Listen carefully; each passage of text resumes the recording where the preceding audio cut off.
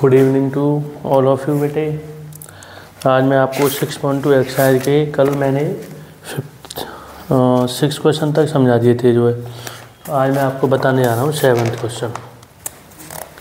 Exercise चल रही है हमारी 6.2 एक्सरसाइज है हमारी 6.2 और हम बात कर रहे हैं क्वेश्चन 7। तो समझिए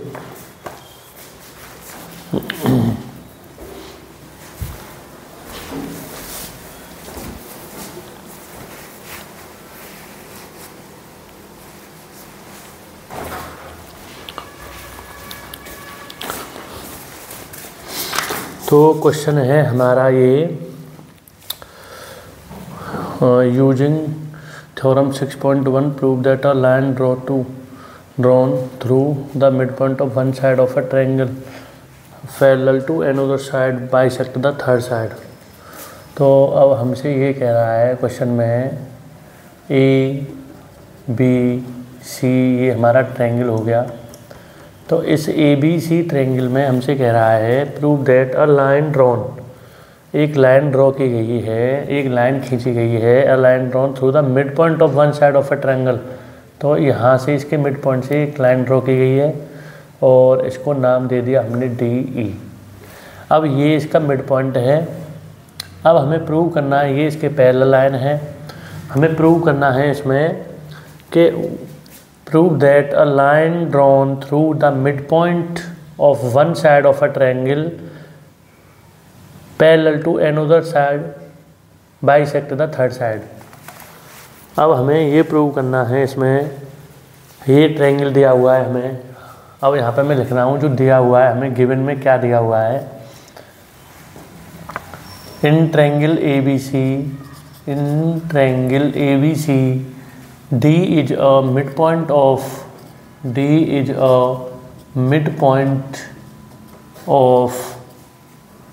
side AB D हमारा जो है इस AB साइड का क्या है, मिड पॉइंट है। तो D मिड पॉइंट है यहाँ पे। और हमें ये दिया हुआ है कि D जो है वो पैरेलल है किसके, BC के। हिंदी में एक तरह से मैं तुम्हें समझाऊँ यूपी बोर्ड के बच्चों के लिए कि ABC ये हमारा ट्रायंगल है, इसमें D इसका मध्य बिंदु हो गया इस साइड का और D BC के समांतर है। तो हमें ये सिद्ध करना है कि E जो पॉइंट है इस AC का मिड पॉइंट है या AC का मध्य बिंदु है, या हम कह सकते हैं कि ये लाइन जो है AC को बाइसेक्ट कर रही है, यानी दो बराबर भागों में विभाजित कर रही है। तो हमें अब प्रूव करना है इसमें, हमें प्रूव क्या करना है, प्रूव हमें करना है जो है DE is midpoint of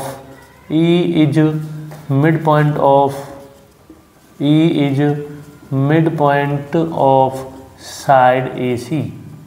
E जो है हमें साइड AC का मिड पॉइंट प्रूव करना है, या हम ये कह सकते हैं कि D AC को क्या कर रही है, बाइसेक्ट कर रही है जो है, D बाइसेक्ट AC।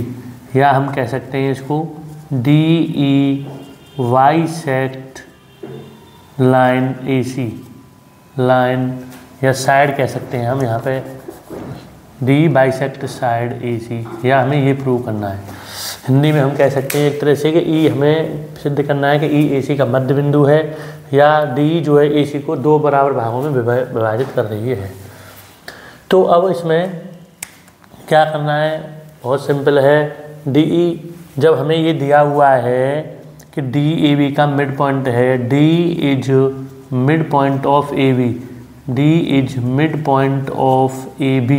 तो यहाँ पे मैं ये कह सकता हूँ कि AD बराबर DB, AD बराबर DB। D जो है AB का मध्य बिंदु है, तो हम ये कह सकते हैं कि AD जो है वो किसके बराबर होगा, DB के। अब AD हमारा DB के बराबर हो गया यहाँ पर। अब DE पैरेलल है यहाँ पे, ये किसके पैरेलल है, BC के। DE किसके पैरेलल है, BC के। तो आप यहाँ पे थेल्स प्रमेय का यूज कीजिए, AD अपॉन DB बराबर AE अपॉन EC। और यहाँ पे लिख सकते हैं वाइथेल्स थ्योरम से हम इस बात को कह सकते हैं कि AD अपॉन DB, जब DE हमारी BC के पैरेलल लाइन है तो AD अपॉन DB बराबर हम कह सकते हैं AE अपॉन EC। अब इसमें ए डी डी बी के इक्वल है आपस में, ये हमें दिया हुआ है क्वेश्चन में। तो यहाँ पे मैं ए डी के स्थान पे डी बी प्रयोग कर सकता हूँ या डी बी के स्थान पे यहाँ पे मैं ए डी रख सकता हूँ। तो कोई से भी एक कार्य को कर लीजिए। तो मैं ए डी के स्थान पे इसको रख ले रहा हूँ यहाँ पे डी बी को। तो D B upon D B बराबर ये हो जाएगा हमारा ए ई अपॉन ई सी। अब इससे ये कट जाएगा 1/1 बार, तो ये हो गया हमारा 1/1 बराबर ए ई अपॉन ई सी। तो यहीं से हम क्रॉस मल्टीप्लाई करेंगे जब, तो यहीं से कह सकते हैं ए ई बराबर ई सी, ए ई बराबर ई सी। ए ई बराबर ई सी हमने जब प्रूव कर दिया ए ई सी के बराबर है, तो हम कह सकते हैं कि ई जो है इसका मिड पॉइंट हो गया ए सी का, या हम कह सकते हैं डी ए सी को क्या कर रही है, बाइसेक्ट कर रही है। यही हमें लाना था, यही हमें सिद्ध करना था। इस प्रकार आपका क्वेश्चन हो रहा है।